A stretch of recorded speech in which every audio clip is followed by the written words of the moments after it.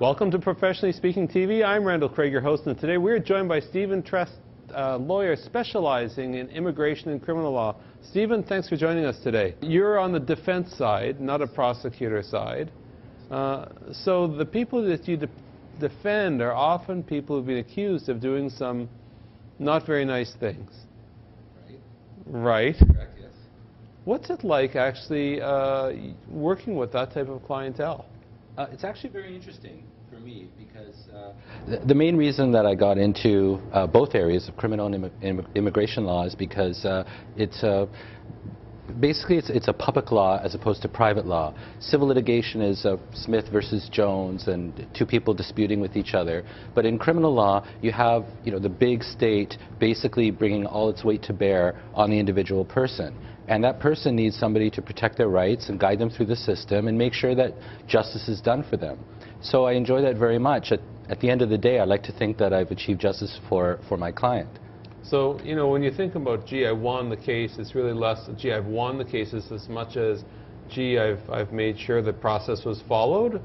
That's correct. Actually, a lot of people, a lot of the public, when they ask me, how is your win rate? Well, what's the definition of win?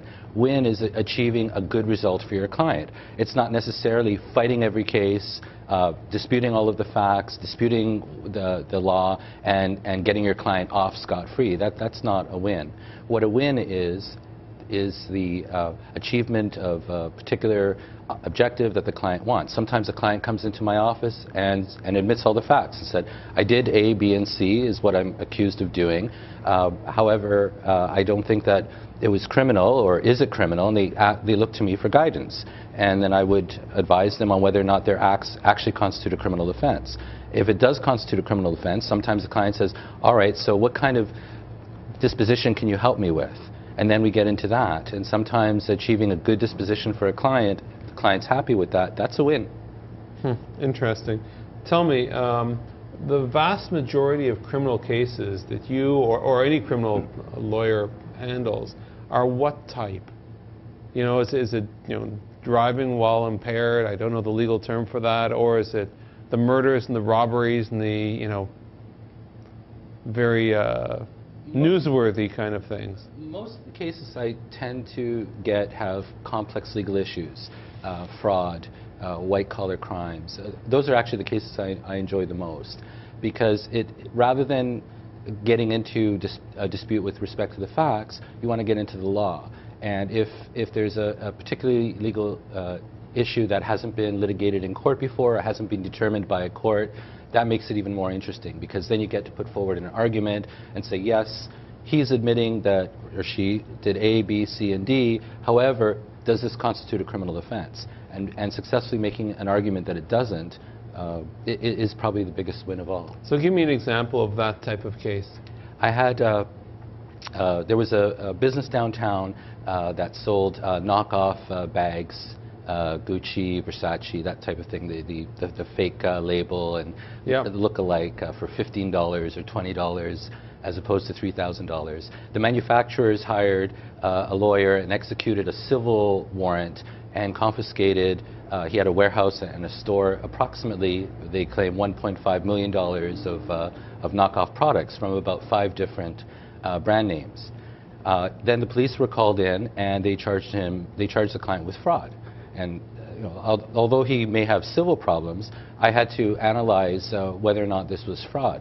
So I'm looking at the case brief, and it seemed to be a very interesting case. Fraud is defined as essentially using deceit or other improper means, depriving someone something of value.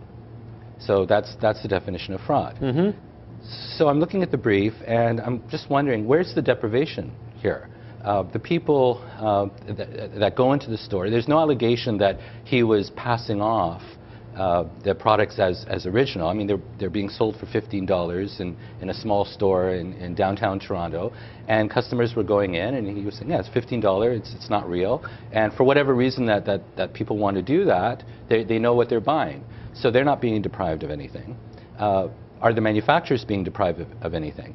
Well, my argument was that the people that go in to buy a $15 knockoff Versace bag are not the same is not the same customer that's going to go into a store and buy a $3,000 bag.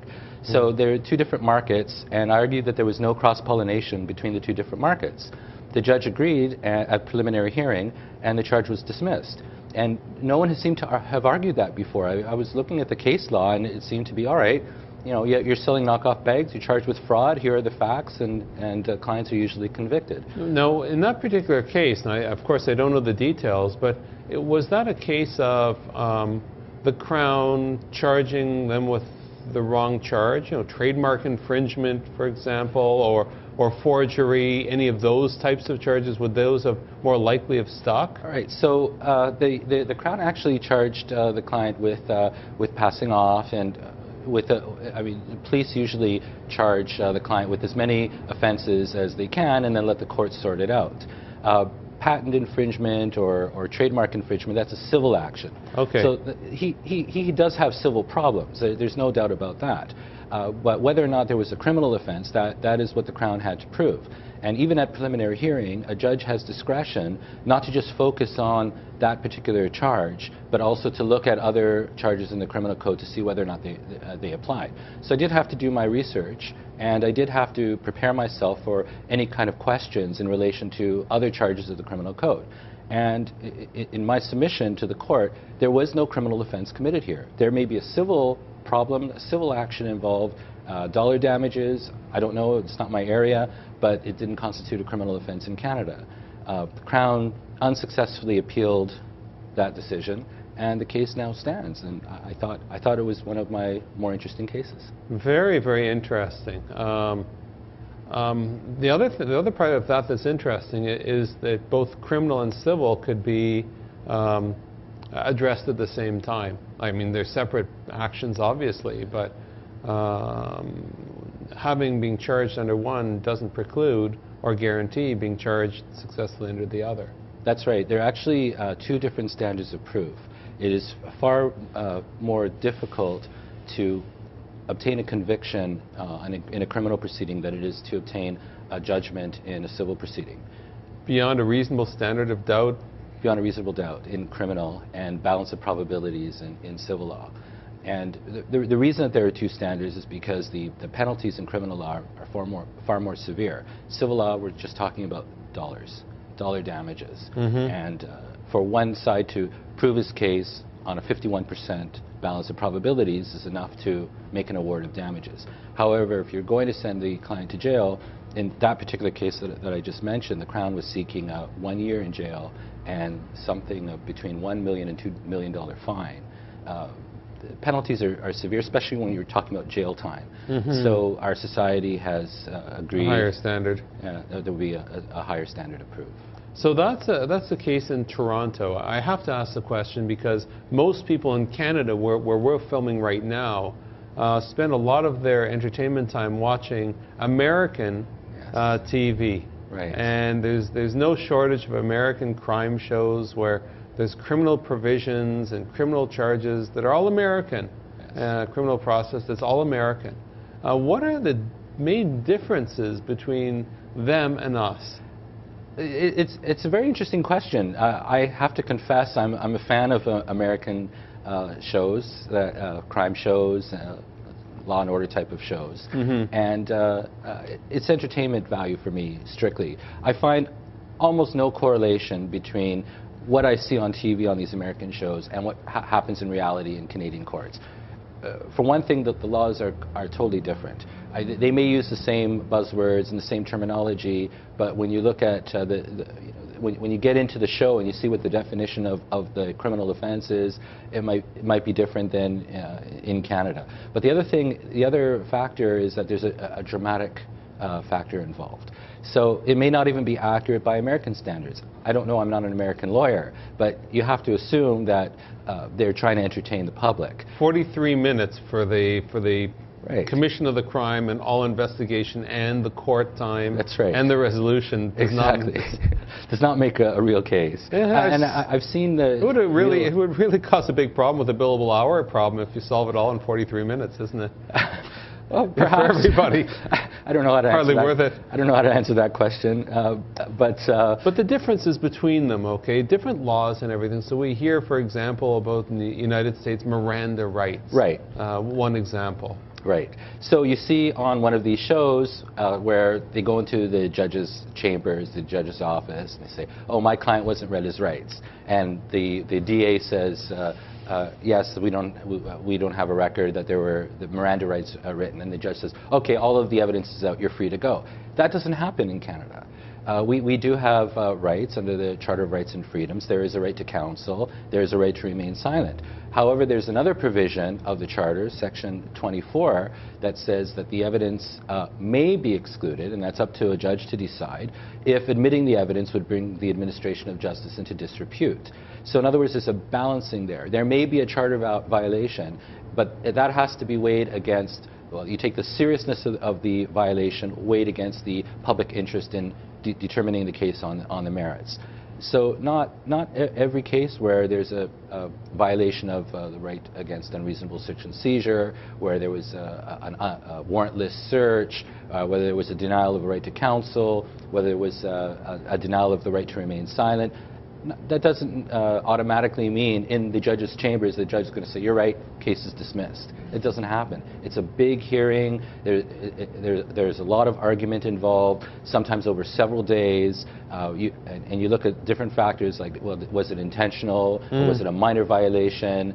Was there good faith or bad faith involved? And the judge weighs that and then determines what, if any, evidence will remain, and the trial still could proceed.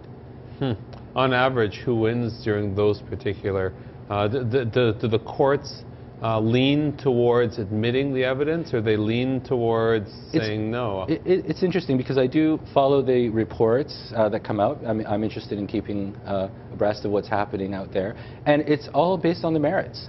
I find most of the decisions very logical and reasonable. Well, almost all of them I find reasonable, and it just depends on the fact situation. I haven't compiled any statistics, but that would be useless because there are some cases that just cry out for the evidence to be thrown out, where there was clear misconduct involved. And then there are other cases where it was just through inadvertence, and the admission of evidence wouldn't bring the administration of justice into disrepute. So it's all on a case-by-case basis, and that's what our justice system is about. It's not about statistics. It's about looking at the case on its merits and coming to a just decision. So if I think about people saying, yes, I went to this lawyer and he helped get me off.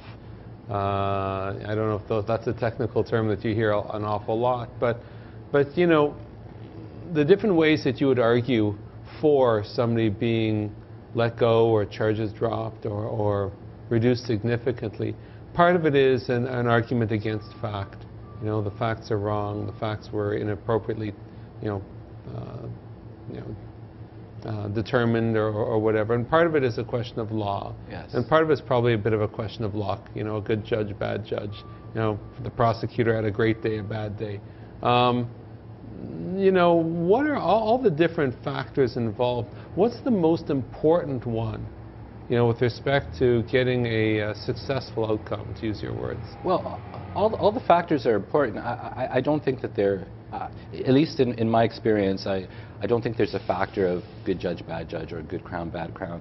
I look at sometimes it's good client, bad client, but I look at the facts and look at the law, and the facts don't seem to, a dispute on the facts doesn't seem to crop up that often unless you get, unless it's based on witness evidence. So you might have a car accident where somebody has unfortunately died, and a client has been charged with criminal negligence causing death or dangerous driving causing death.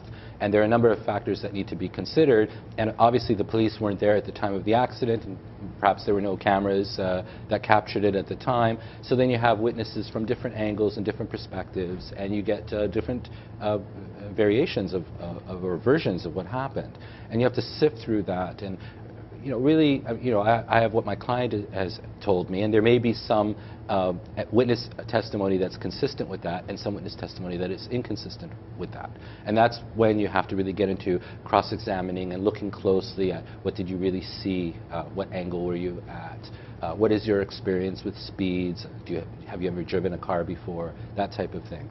And it's really up to the judge to decide what the job of a lawyer is to do his or her best to bring out all of that, bring everything to the forefront, whether there are inconsistencies and consistencies, and the Crown as well has that obligation. It's not a duty of a Crown to win a case. It's a duty of a Crown to bring the case forward on behalf of the public, and win or lose is not an issue for the Crown in Canada, as opposed to what may be being portrayed on television in American district attorneys. Yes, we won, let's have a drink after. That doesn't happen here.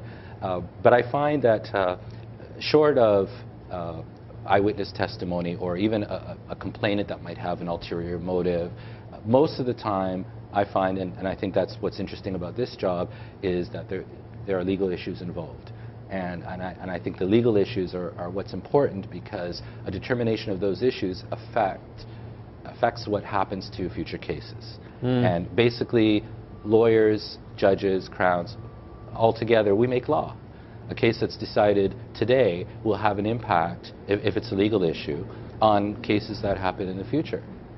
So it's an interesting thing, the difference between statute law and common law case law. Because at a certain point, the judges bring the law into a different place than perhaps the legislators originally had intended to do so. And every once in a while you see this recast from the Parliament or from whoever to say, well, no, this is the new law.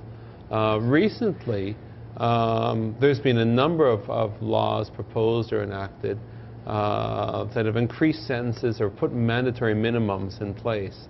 Right. Good or bad?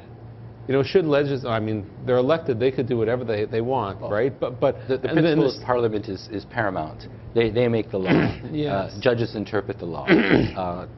To some extent, they make law by their interpretation of the law. And but Parliament is also driven by politics. They're elected by the people. They have to respond to the people. They have to put a platform together that's palatable to what they think their electorate wants. And minimum sentence is a controversial issue right now. It's being challenged in the courts. Well, why is it controversial? Gee, if somebody does some awful thing with a child, pornography or sexual, whatever it happens to be, why shouldn't there be a minimum? Just playing that argument out for a minute. Sure. There are a number of principles involved in sentencing. The public, for example, has an interest in trying to ensure that a person doesn't reoffend. You know, I mean, there's no point in locking someone up for how many years that minimum sentence is, having them released, and then going back to doing what they were doing, the bad things that they were doing. So rehabilitation is a very important aspect in Canadian society. Sometimes someone commits an offense. It's an unfortunate circumstance, but it may be due to some kind of mental defect. I'm not talking about being not criminally responsible, but being criminally responsible. However, there's some mental disorder involved. And the question arises, shouldn't we address that mental disorder to make sure that this doesn't happen again, instead of just locking someone up behind bars and then letting them run loose on the public again? So that's the main controversy right now, is whether or not, I mean, the minimum sentence addresses what would be called general deterrence. In other words, we're sending a message out to the public that if you go out and you commit this heinous crime, you're going to be locked up for at least this amount of time. However, what's the effectiveness of general deterrence on someone that just doesn't get it, or someone that may have a disorder, or that they can't control well, their I think there's impulses? another argument beyond just general deterrence. For example, the question, the political dimension. You know, government wanting to be seen as being, quote, tough on crime, particularly that kind of crime. Right. It's not just deterrence. Right. That's this government's platform, tough on crime. That's their slogan. However, for example, the minimum sentence package was passed in a bill called Safer Streets and Communities Act. And you just... The wonderful world of spin. Yes, yes.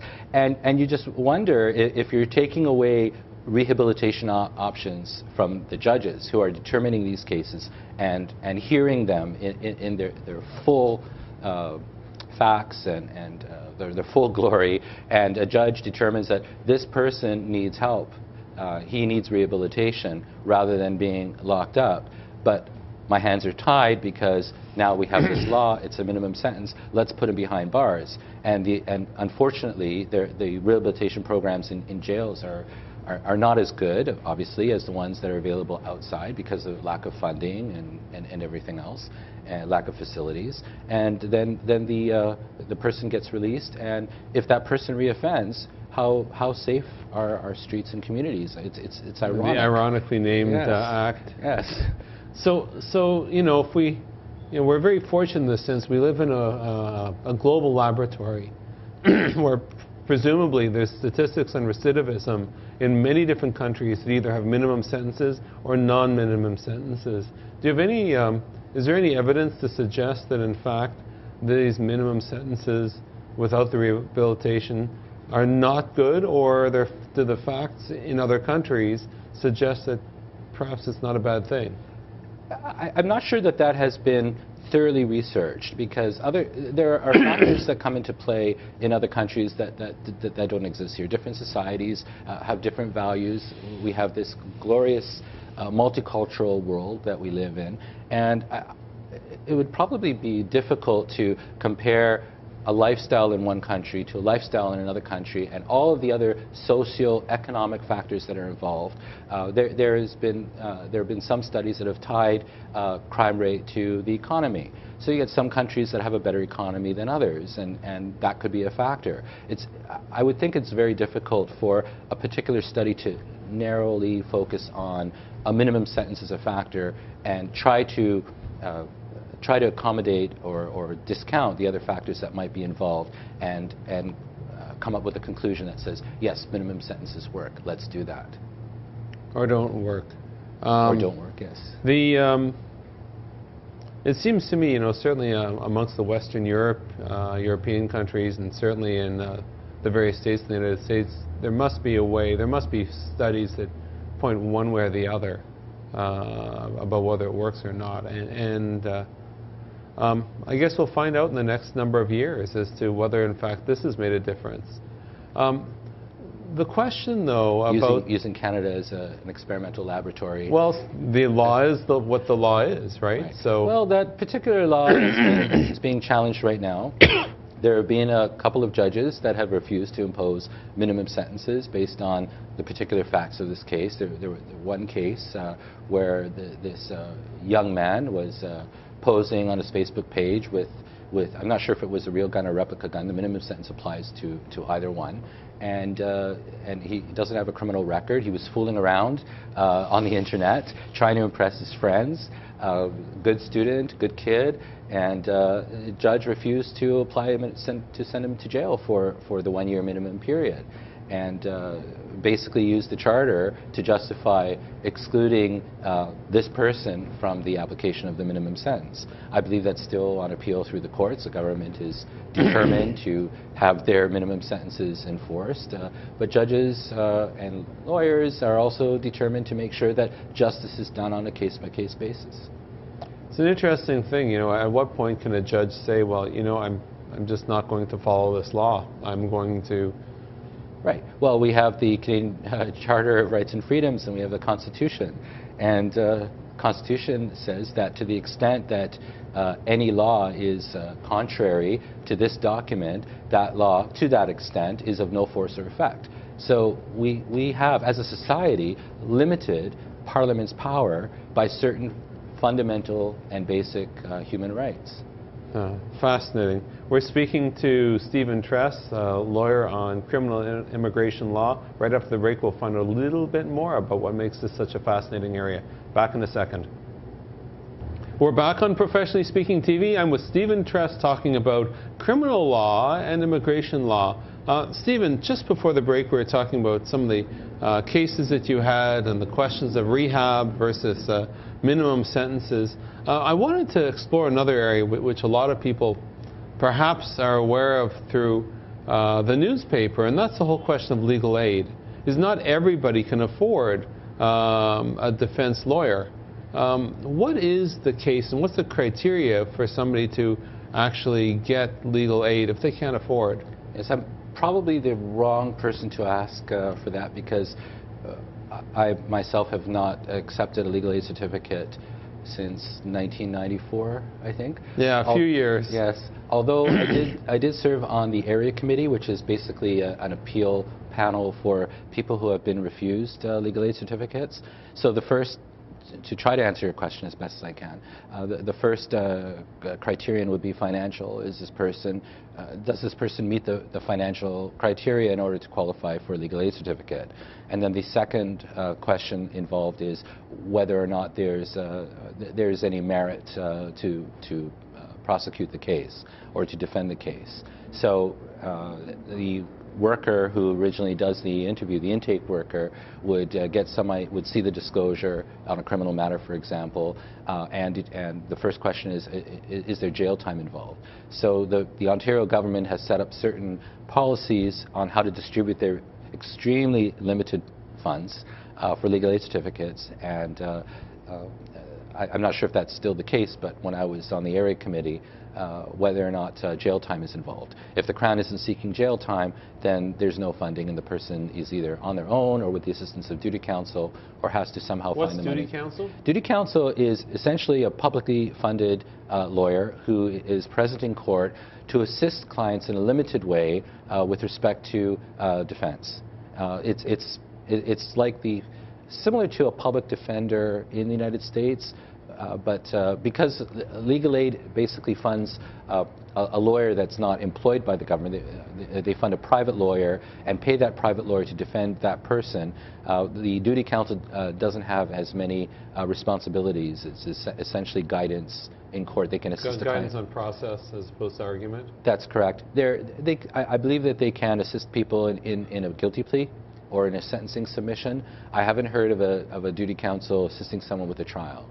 I don't think that that's part of their mandate, that you'd have to get a legal aid certificate and go to a lawyer for that. So somebody comes to you and says, you know, I'm innocent, but I can't quite afford your rates. Right. You know, something that probably happens one way or the other to every defense lawyer around. Right. How do you deal with that? Well, the first thing I do is I ask if they've made an application for legal aid. Even if I don't take legal aid, I have colleagues that do. There are a number of lawyers in the city that do, and I can assist them in connecting the client with a lawyer that takes legal aid.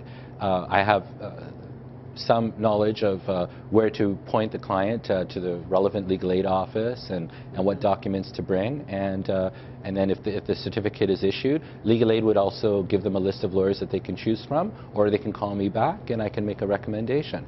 So that's really the first step. If they've been denied legal aid, most likely that's for financial reasons. So that legal aid plan has determined that they can afford a lawyer, and then it's a question of which lawyer can you afford? For example, I have an articling student that's working for me, and an articling student is someone that has gone through law school and gone through the bar exams, but has to work for a lawyer, has to basically be an intern or an apprentice for 1 year before getting their license.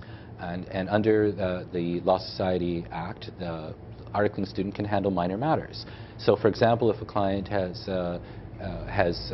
been charged with an offense and it's a summary conviction offense, which means that usually means that the maximum jail time is 6 months or less, or the Crown isn't asking for jail time at all on an offense like that, then they wouldn't qualify for legal aid. But an articling student can handle that and bill much less than a lawyer can.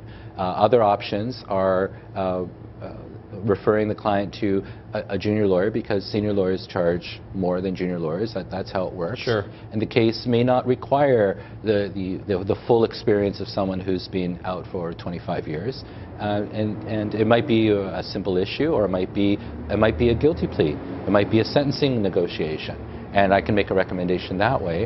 And then there's a third option, is depending on the case, I think that there is probably a professional responsibility on behalf of lawyers to take on a certain amount of pro bono work or reduced fee work. And if the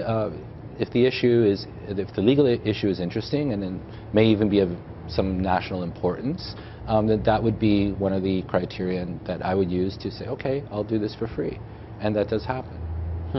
Interesting. You had mentioned something summary conviction or summary offense, Right. as opposed to indictable, I Yes. guess is the word. Yes. The difference again is the amount of jail time or etc. But there's differences in process as well, isn't there? Yes, yes, there is. I suppose a lot of the public are more familiar with the terms felony and misdemeanor because of all the American television shows out there. And indictable offense is probably similar to what the Americans would call a felony, and a summary conviction is similar to what the Americans would call a misdemeanor. Both are criminal offenses, and the sentences are very different. The consequences are different, and therefore the process is different. Summary, as it's aptly named, involves a summary process. So an indictable offense, for example, normally, there are some exceptions, but normally there is a preliminary hearing first, and which is like a grand jury in the United States. And a preliminary hearing is similar to, it's a mini trial where the Crown puts on enough witnesses to try to persuade the judge that there is sufficient evidence to have a trial. And the defense has an opportunity to cross-examine those witnesses and an opportunity to argue that there is not sufficient evidence to warrant a trial. And so that's an intermediate step. It's a procedural protection for indictable offenses, and that procedural provision doesn't exist for summary conviction. You go directly to trial. So there's no testing of the waters, no testing of the case, no judicial determination or judicial vetting of the evidence to see whether or not a trial is the public expense of a trial is warranted. What percentage of summary charges versus indictable charges actually get to trial as opposed to get negotiated beforehand? I can't really answer that because I'm not involved in the statistics. I mean, there are, I believe, 40,000 lawyers in Ontario, and we all have our anecdotes and our microcosmic worlds. So in your practice, for example, you know, obviously a negotiated settlement is far less costly and may involve a better outcome than a trial, or less risk anyway. What percentage typically gets, you know, resolved before the? Well, the resolution. It's a high number if you look at what a resolution could be, because I do whatever I can before the necessity of a trial in order to get the best result possible, which could include a withdrawal of the charges. And in my practice, different lawyers have different styles. When I go to a Crown meeting, which usually happens before a preliminary hearing or a trial, I put all my cards on the table and say, this is what I'm going to argue if we go to court. And you know, I have a discussion with the Crown, and sometimes make a persuasive argument that it's not worth going to court, that there's no reasonable prospect of conviction. Because in Ontario, I think in Canada as well, but in Ontario, the Crown has an obligation to vet the case and determine whether or not there's a reasonable prospect of conviction. If the Crown believes there isn't, then the Crown should withdraw the charge. That's how our system of justice works. So that would be a win without a trial. The Crown agrees and the charge gets withdrawn. There might be another type of case, for example, where there is a complainant involved, and the complainant is really interested in a civil outcome or in compensation for perhaps some damages that were caused. For example, you take something relatively minor, such as vandalism against a person's car. Things happen, and a person gets charged with mischief to property, which in the case of a car, normally the car's value is over $5,000. It involves, it's an indictable offense. It involves significant consequences to that person. That person perhaps may have been drunk one day, has never been in trouble with the law, has never encountered the police. The complainant called the police, and the police came and charged the client.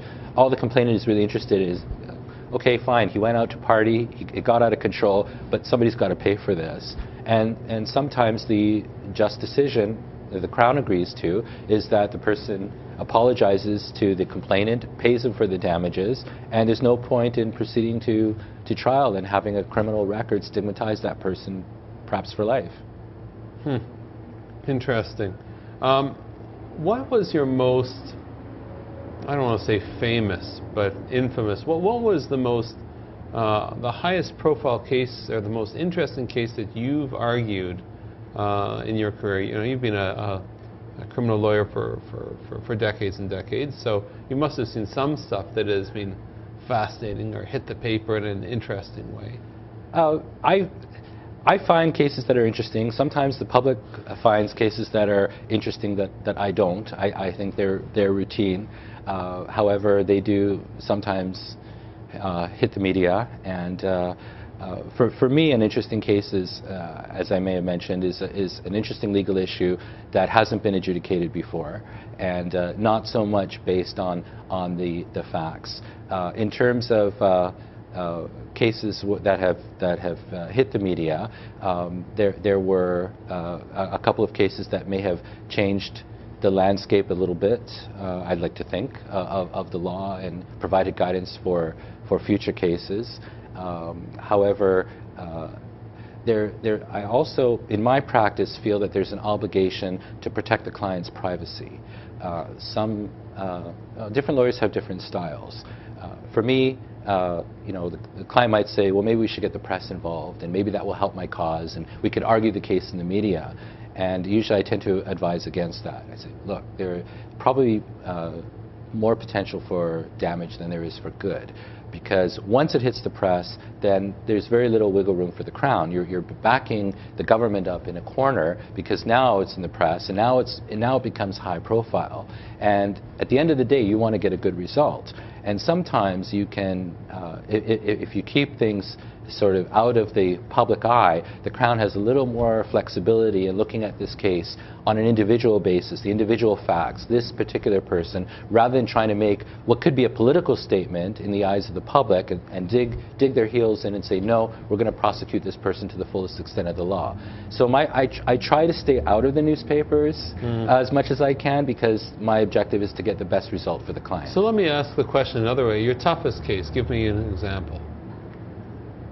My toughest case.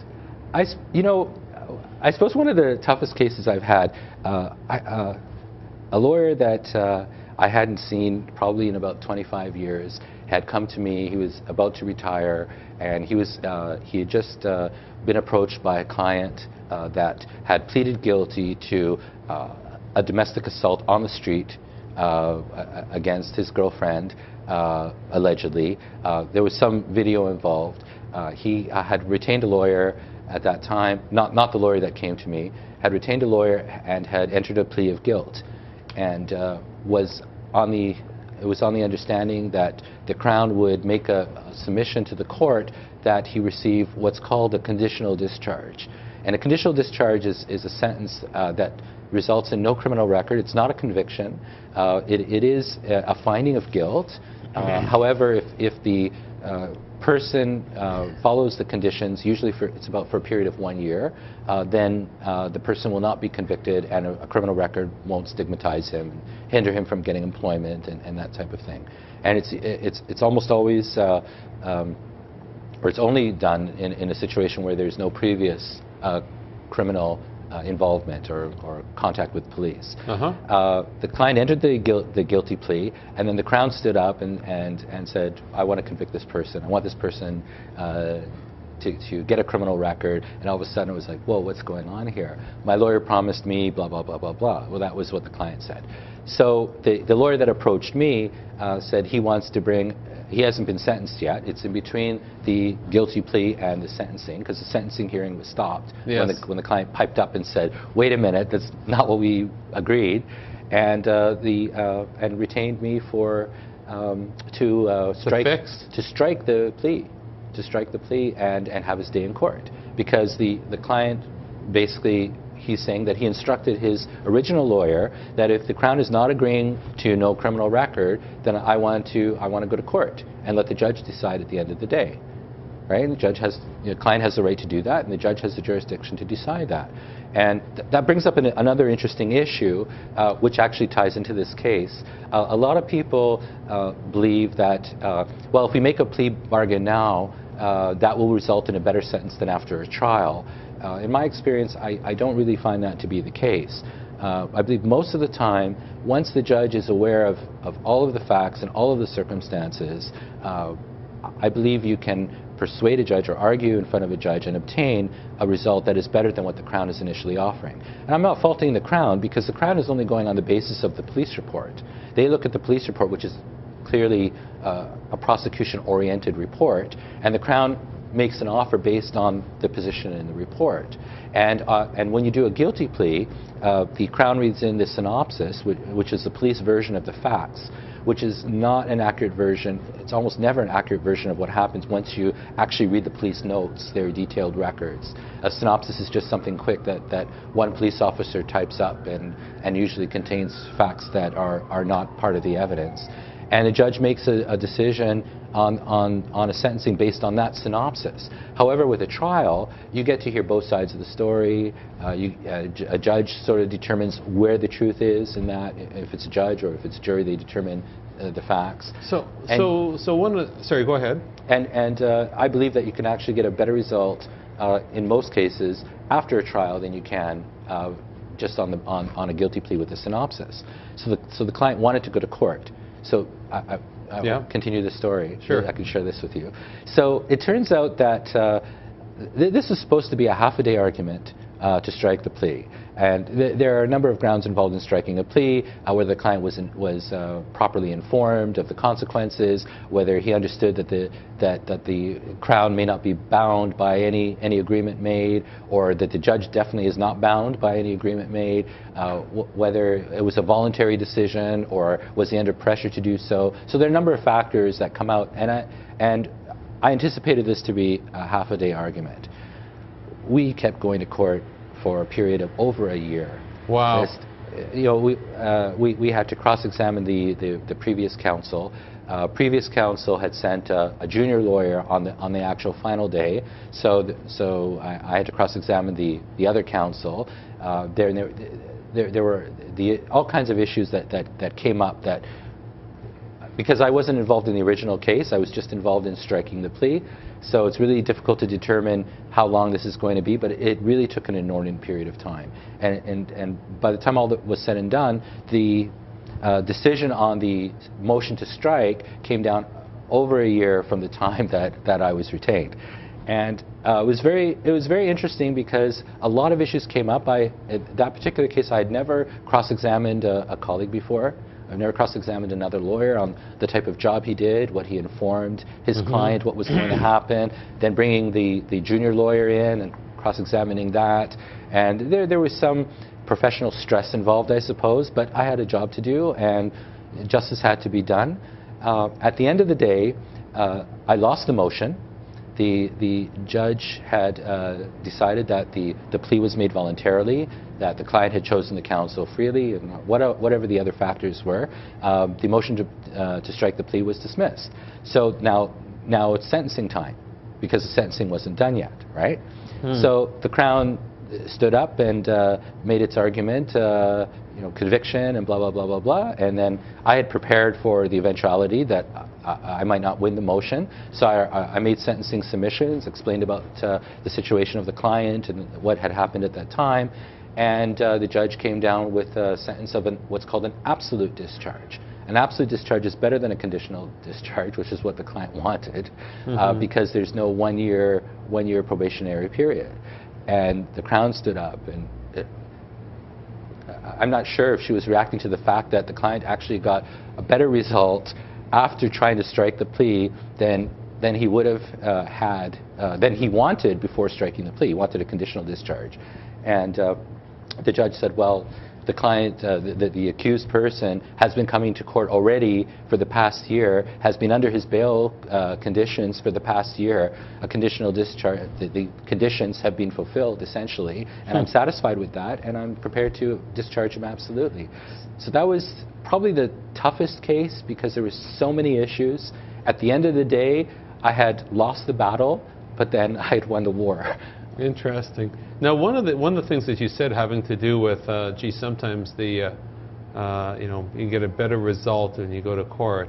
What I was thinking about was the very unfortunate story of Carla Homolka and Bernardo, and in that one where there was a plea bargain of what was, I guess, the general public felt was far, far, far less than what was appropriate, given the severity and disgust with what she and her, I guess, husband had done. That wasn't the case, was it? In the sense of a better result. You know, for the defense lawyer, I guess it was a good result. For Carla Homolka, it was a good result, but for society, it certainly wasn't. See, that's sort of an unfair analogy, because the reason the public was outraged is, at the end of the day, tape surfaced. The Crown didn't need Carla Homolka's testimony. The reason that they made this deal with her is because they were really interested in putting Paul Bernardo away. They wanted to prosecute him to the fullest extent of the law. They had no evidence, or they had insufficient evidence in order to do that they felt, and they needed Carla Homolka's testimony. So they made this deal with the devil, which, if it had resulted in Paul Bernardo going away for life, and Carla Homolka serving her sentence based on her role, as was known at the time, I don't think the public would have been outraged. However, then after the deal was made and Carla Homolka got sentenced, then these tapes came out. Why can't you reopen a case based on definitive evidence that comes out after the fact? Because an agreement was made in good faith. And lawyers and judges and the public, they have to rely on the good faith of the Crown. Otherwise, no one will trust the Crown again. I mean, if there was bad faith involved, you know, that's a different story, and I haven't seen a case of that yet. But it's an important part of the administration of justice for the Crown Attorney to come to a lawyer and say, all right, if your client pleads guilty and gives up his or her right to trial, gives up all the rights that are involved in the criminal law process, then we'll agree to make a submission to the court that your client should get X number of years or this type of sentence. And it really is important for a defense lawyer to rely on the integrity of the Crown Attorney to come forward with that. If a Crown Attorney all of a sudden turns around and says, oh, sorry, all bets are off, and you know, your client, I know your client has pled guilty already, and we're due back in court for sentencing next week, but I'm going to throw the book at her, then I think that brings the administration of justice into disrepute. And not being a lawyer, but just being a member of the interested public, in this particular question, it isn't an issue of the good faith of the Crown or working in good faith. Is it not just a question of evidence, which, by the way, Carla Homolka knew about and did not disclose, but which did come, you know, into light afterwards, which clearly implicated her at the same time. So it wasn't a question of good faith, bad faith. Yes, the Crown did work in good faith, but Carla Homolka didn't say, by the way, and here's the tapes, etc. I mean, she didn't do that. Things just appeared afterwards. Right. So why shouldn't she have had? If the Crown reneged on their deal or reopened the case somehow, how can I as a lawyer go to any client in the future and say, let me meet with the Crown and try to work something out? And then the client would say, well, how do I know that that's going to happen? Maybe when I appear in front of the judge, everything will change because all of a sudden some magical evidence will appear, you know, whether you knew about it or not knew about it. I mean, you have to have a system where you can rely on certain things, that the public has confidence in knowing that certain things are going to go in accordance with justice. The thing about this case, as I said, I think it's a bad analogy because I've never heard of this happening before. All of a sudden that there is taped evidence, and therefore the Crown doesn't need the evidence of the accomplice. Plus, the taped evidence also shows that the accomplice was just as bad as the main guy that they were after. I mean, how rare is that? I've never heard a similar situation happening. So I don't think that, I think that the Paul Bernardo and Carla Homolka case are aberrations, and it's not. So if it were an aberration, the plea agreement struck with Carla Homolka, it need not be set aside, but it shouldn't be a complete barrier to, or not barrier to, it shouldn't be a complete get out of jail free card to further evidence that comes up that's just so absolute. Well, the other principle that we have in Canadian law is that when we have to have finality in our judgments. And that's one of the grounds actually for striking a plea. That was what made this case quite tough, is that once a judge makes a decision and it's gone through all of the appellate routes, that decision must be final because society needs closure and the justice system needs closure. So to start, saying, okay, we're going to start reopening cases that, because we weren't satisfied with the sentence or we were misled about how guilty the person was, that would go against one of our principles in our justice system. Fascinating, fascinating. And you know what? You take a look at a lot of the high-profile cases. As an outsider looking in without knowledge of the legal principles, it's actually interesting to see how it's reported in the newspaper one way or the other. Let me change the channel a little bit and ask you a different question. You decided at an early age, at some point, to say, okay, well, I'm going to get into law. Then you made a decision, well, of all the kind of law, it's not corporate commercial, it's not real estate transactions, it's not wills and estates, it's not being a prosecutor, but to be a defense lawyer. And you think about all those people in university right now who are thinking about going into law. What are the tough questions? If you could say, don't go into criminal defense work if fill in the blank, how would you answer that? If you don't like it. If you don't like it, yes. But how do you know if you haven't really been in it yet? I mean, that's really the question for those students. You don't have to. There's no point in a person's legal career, either law school or after they get called to the bar, where they have to choose an area of law and stick with that for the rest of their lives. So if someone hasn't already made up their mind through law school and even through articling what area of law that they want to practice in, then there are opportunities to work for firms, work in different areas of law, and they decide what you like, what you're passionate about. Some students, they choose an articling position, that 1 year period Yes. before you get your license, in an area that they think that they're going to do, that they're going to enjoy. Once they get into it, sometimes they say, oh, I don't like income tax law. This raises no passion for me. Yes. And they have the option of changing their articling principle, working for a different firm if they can find a job that way, or even after they get called to the bar, they want to work in a different area and see if they like that. So I tell, I get students coming to my office for little career chats and advice, and I tell the students, if you don't love this job, you're not going to be good at it. And it's not depending on the area of law, certainly in criminal and immigration, it's not the biggest money maker compared to corporate commercial, commercial real estate, being an accountant, being a dentist, being a doctor, or other areas. So you really want to do something that you enjoy and makes a reasonable living, but you're not going to make a reasonable living if you don't like it. If you don't like getting up in the morning, if you don't like going to court, if you don't like your clientele, if you don't like your colleagues, if you don't like judges and crowns, I mean, you're not going to be good at your job. You're going to fail in your career. Don't bother. So you have to have that passion, and you have to follow that passion, and that's what I tell students who are thinking, what area of law should I practice? Yeah, passion, very important. Very important. Very, very important. So here you are, you've got your shingle out that says criminal lawyer. Just focusing on that for a second. How do you actually get clients? It seems like a strange thing. The people who are in real estate law, well, they've got relationships with bankers, for example, that give them, transactions to work on. But how does a criminal lawyer actually get work? I suppose my answer would be different when I hung my shingle out 25 years ago compared to now. Sure. There was no internet, no social media, no online marketing. So what I would say, and I still think it's an important component, even with all of the social media and all the online marketing that's available, is try to get out there in the profession, try to make those connections while you're in law school.